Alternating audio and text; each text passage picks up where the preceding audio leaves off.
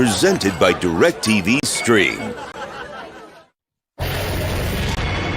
Pardon the interruption, but I'm Mike Wilbon. Tony, it's National Fossil Day. I'm Tony Kornheiser. Shout out to us. Me and you, we are fossils. When I first saw this, I thought it would end with UB or Louis Carnesecca, but no, it's us. We're the fossils. What do you think of that? I guess that's better than the alternative. Yeah, that's what they always say when you say how old you are. Well, that's better than the alternative. We don't want to go to door number Welcome 2. Welcome to PTI, kiddos. No. In today's episode, the Braves eliminate the Brewers, the Astros say see you to the White Sox, and Spencer Rattler may be out as the starting quarterback at Oklahoma. But we begin today with the Dodgers and Giants, the only playoff series still not decided. The Dodgers beat the Giants 7-2 last night to even that series and force a decisive Game 5 tomorrow night in San Francisco. Walker Buehler, who pitched into the 5th last night for the Dodgers on just 3 days rest, said, and I quote, "The playoffs are all about momentum. I think a win like this is huge for us in 2 days," unquote. Wilbon, do you agree? No. I mean, momentum to me is a factor least involved in baseball. I mean, there is momentum, I think, that carries over from one sport to the other. But you and I both believe that old Earl Weaver adage, we attribute it to Earl, maybe somebody said it 50 years before him, that momentum is tomorrow night's starting pitcher.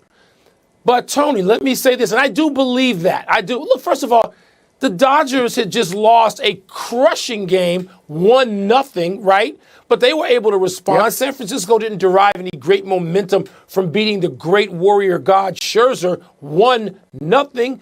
So, no, but I will say this. Tony, starting pitching, I mean, it just hangs by a thread now. No, teams don't even, Tampa Bay doesn't even believe in having starting pitchers that they really invest in. So starting pitching isn't the dominant factor that it has been in the history of baseball. But I'm still going to go with fresh start. These two teams are even. Nobody's been able to dominate the other. So why would I think there's momentum in this series when there's been none all season? Starting pitching for the Dodgers and the Giants is important. They don't do a lot of bullpen games.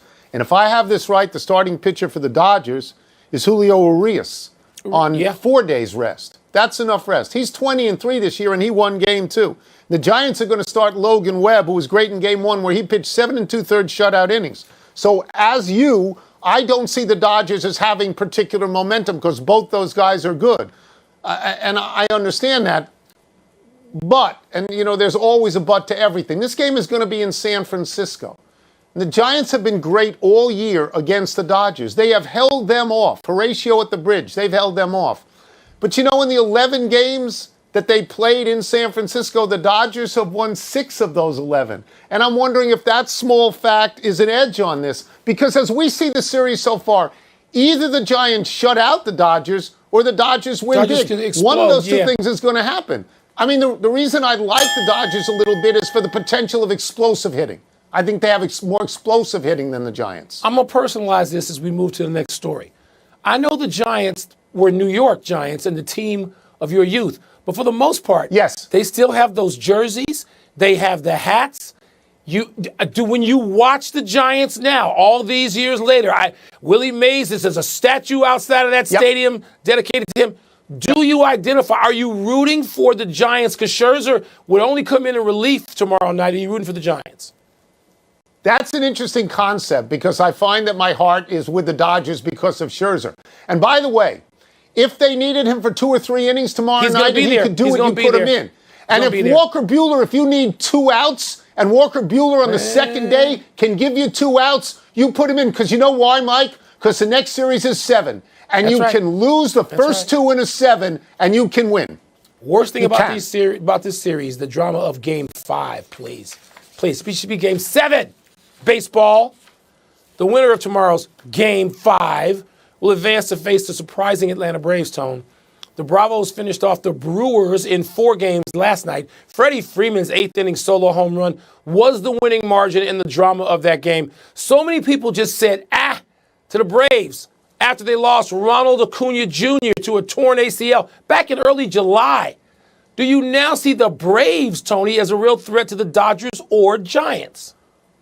So I'm going to probably take what is the minority view here, and I'm going to say, yes, they are a real threat, and I will explain why. They've been to the playoffs 4 straight years. They took the Dodgers, I believe, to Game 7 in the NLCS last year. They were up 3-1 at some point in that series. They are a veteran team. I watch them a lot because they're in the division with the Nats. I respect them. I think they're good. They were under 500 at the beginning of August, but from August 2nd to the end of the season, Mike, they closed 36-18. That is terrific play under pressure. That's high caliber play when you've got to win games. And they got Freddie Freeman. Yeah. Freddie Freeman, last night, that home run was thrilling. I watched that live, the thrilling home run. He kills the Nats. I should hate him, and instead I love him. And most people seem to love him. When you get a runner on first, they're always chatting up Freddie Freeman. I mean, everybody seems to like this guy. And when Acuna and Ozuna out for the whole year, Freddie Freeman picked up the tee. He delivered. He's capable of that. He was the MVP last year. MVP. I don't think they're going to win, but a real threat, Mike. Yes, a real threat. They're a real threat, Tony. And I want to mention, just to go to zero in on Freeman for a second. I mean, you've got Swanson, you've got Albies, you've got Austin Riley, and those guys are all going to need to produce in addition to Freeman. So Soler is out with COVID issues, and he's a guy with a championship ring from the 2016 Cubs, and he played really well since coming over to Atlanta. So Tony, they've got a lineup with some pop, some versatility. They just will waste pitches with great at bats. I mean, Atlanta is more than a threat, and you mentioned why, Tony. They're an afterthought because it seems like Atlanta has. I shouldn't use the phrase rolled over, but it seems like they rarely have the best team when they get to this point, and they're in the playoffs a lot, and they can't get past whoever it is. Often it seems the Dodgers. That's right. I think they're a real threat, though, Tony, with this. And Freddie Freeman, there's a spirit to me about the Braves that they didn't necessarily have in these other seasons, and I think he's the source of that spirit. Well, they also have good starting pitching. Max Fried and Charlie Morton and Ian Anderson, in this past series, they allowed 4 runs in 20 innings. They went 29 strikeouts and 2 walks. What is interesting to me is the Braves lived in the World Series in the 90s, and they haven't been back since 99. All those great pitchers and Chipper Jones, and they haven't been back, even though this is the 13th time in the playoffs. I don't think they'll win this series, but I agree with you, they're a real threat. We move on with more baseball. The Houston Astros drummed the White Sox yesterday 10-1. Yeah. After that game, Tony La Russa questioned Houston's character, claiming they threw at Jose Abreu in the bottom of the 8th. A couple of days before that, White Sox reliever Ryan Tepera accused the Astros of still cheating, observing they scored more at home than on the road. Carlos Correa answered that yesterday, calling the charge, quote, disrespectful words with no facts, unquote. Wilbon, does this series answer critics like Tepera? You know, Tony, I don't know what it answers about Houston. I find them fascinating, but I'm going to zero in on the White Sox. We got time to talk about Houston. Because, Tony, I'm a Cub fan, all right? But I grew up on the south side of Chicago with a father who lived and died with the White Sox. So not only do I not hate the White Sox, we get to this time of year, I root for the White Sox. And, Tony, they just roll over when they see the Houston uniforms.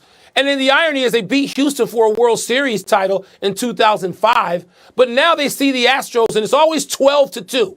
And I told you before this series started, it seems like to me, and I'm rooting for the White Sox hard, it seems like to me they're physically afraid of them. The Astros walk in the ballpark, no matter whether it's in Houston or Chicago, and they just, oh my God, I don't want to deal with them, and it's always 10-2.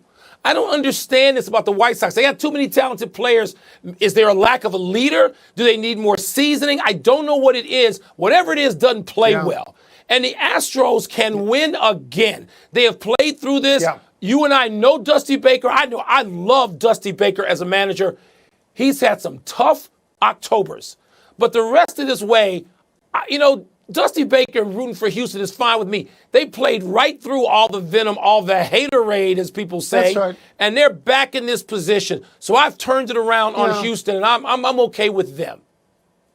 So just a couple of small points. Here's Houston scoring 10 on the road last night, so Tepera should shut up about that.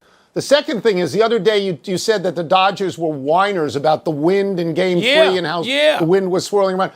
The White Sox have been whining. Tony La Russa is whining now. Yes. I mean, that's ridiculous. They ought to worry more about their starting pitching. The ERA in their starting pitching in the series was 10.22. Starts with a 10. Okay, they were the number one team in the American League all year at 3.57. So shut up about that. I'm conflicted about the Astros. I really respect what they have done this year. I don't think they're cheating this year, though if they were, it'd be a really bold move, and I would admire it. I would like to root for them, for Bregman and Altuve and Correa, for coming through this, for taking all the heat and coming through.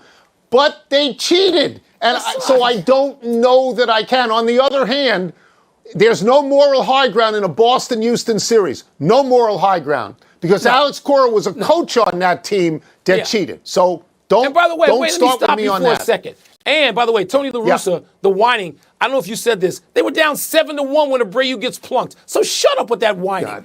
The other thing is, you root for Tom Brady. He's alleged by people to have cheated. You root for him. I'm sensing a little bit of hypocrisy here. I don't think it's hypocrisy. I don't actually think Tom Brady cheated. And the Astros, members of the Astros said we cheated. Yeah. But I admire them as well. I do at this point for fighting through it. Let's take a break. Coming up, will Lincoln Riley really bench preseason Heisman favorite Spencer Rattler? And how should J.R. Smith feel after his first college golf tournament wearing a shirt? Tony, the White Sox are going to skate a little bit because this is all about the Bears in Chicago now. They're going to skate away. Doubt. Now, it might cost them in the end. Spencer Rattler may just leave, may just say, I'm out of here, I want to go to the pros. And that's possible. But again, my sense is that Lincoln Riley is a quarterback whisperer and knows what he's doing. Let's look at so far this year, Mike. Rattler has 10 touchdowns and 5 interceptions. That's nothing special. He was yanked after 2 turnovers against Texas, Oklahoma, Texas, SEC preview in a couple of years. I mean, that's a really big game. If he wants to go with this true freshman kid, I think people would be surprised. But, Mike, I think that most of the talk about Spencer Rattler may be because he was playing for Lincoln Riley to begin with. Yeah, Spencer Rattler was good, Tony. I've been aware of this freshman kid you mentioned for a while. Because my son Matthew comes to me and he says, Dad, do you know the number one quarterback in the country? This is last year. Went to Gonzaga. And do you know where he's going to play? He's going to play at Oklahoma. So they were shrieking on Saturday while we're trying to watch the fight when Matthew realizes that Caleb has come in, replaced Spencer Williams, and gone nuts and led the biggest comeback in that series. This is a Washingtonian, Tony. This is a kid from the DMV playing at Gonzaga High School, and the word is agonizing because he is the quarterback whisperer. The coach is Lincoln Riley. Yes. But Tony, this hurts him. If he has to bench this kid who's a big star, who people are talking about for the Heisman, that's painful when you're in that position to fall from that perch. No. And then you not if the other kid goes up. Other kid, Tony. Not if the other kid goes up. It just proves Lincoln Riley's great. What's next? J.R. Smith should feel blank about his first college golf tournament. He should feel stung. Literally stung. He was stung yesterday in the 3rd round of, I want to get this name correct, the Elon Phoenix Invitational. Shout out Elon. They won the thing. Shout out Matt Williamson went to Elon. He got stung by a hornet, which is more damage than the Charlotte Hornets did to him in 15 years in the NBA. So here are his numbers, Mike, in 3 rounds. 83, 78, 79, plus 27. He's 37 shots from the lead. But I'm going to say this. The kid who won that, he played in junior tournaments the last few years, played in high school tournaments, played everywhere he could play in club tournaments. J.R. Smith didn't play in any of that. He played in the NBA. He played basketball. He didn't play golf. He beat 2 people yesterday. I think that's pretty good. He had 2 rounds in the 70s. You know, he's got 4 years of eligibility, and he's willing to wear a shirt. That's good news for J.R. Smith. And he should feel encouraged about that first tournament. By the way, you and I have played a million rounds of golf together. Either one of us gets stung by hornets, what's going to be the next move? We're out. We're out. We go to the hospital. To the clubhouse. DQ'd. We've been DQ'd. There's no question about it. Look, Tony, when you talk to people, J.R. Smith is one of these guys who travels around the country with his clubs and he plays places. He calls and he says, can I come and play? I heard you every night. And people universally and unanimously love playing golf with J.R. Smith. Good. I hope this works. Good. I bet you he'll get better. His competitive nature won't lead him to get better. Of course it will. He'll be encouraged. If he plays all the time and gets coached up, he'll get better. That's it. Let's take one last break. Still to come, your boy Jim Irsay predicts multiple Super Bowls for the Colts. And the Lakers' Big Three makes its preseason debut as a unit. And they lost as a unit. Exhibition. It doesn't mean anything. Well, it means There's no something sport where a it week means from last anything. night. A week from last night. Regular season ball, Tony. Welcome to College Football Live, presented by Buffalo Wild Wings.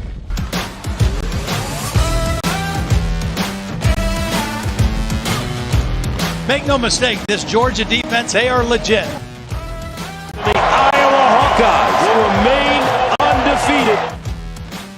Touchdown, Cincinnati.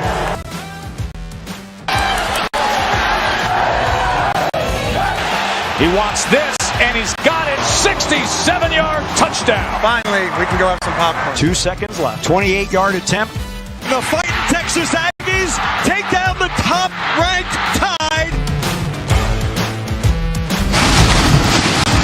Hello, everyone. Happy to have you with us for this midweek edition of College Football Live with David Pollack, Joey Galloway, and Bill Connolly. I'm Wendy Nix. And so it is midweek. It also happens to be mid-season, which really is a perfect time for a progress report. Come on, guys. I know you remember those. Remember, you still had time to get things back on track if they weren't going so well, right? Ring, ring, ring. Mom, Dad, what's happening? Well, let's start with Georgia. So far, so good for the undefeated Bulldogs, due in part to a defense that is allowing just 5.8 per game and is considered among, if not the best in the country.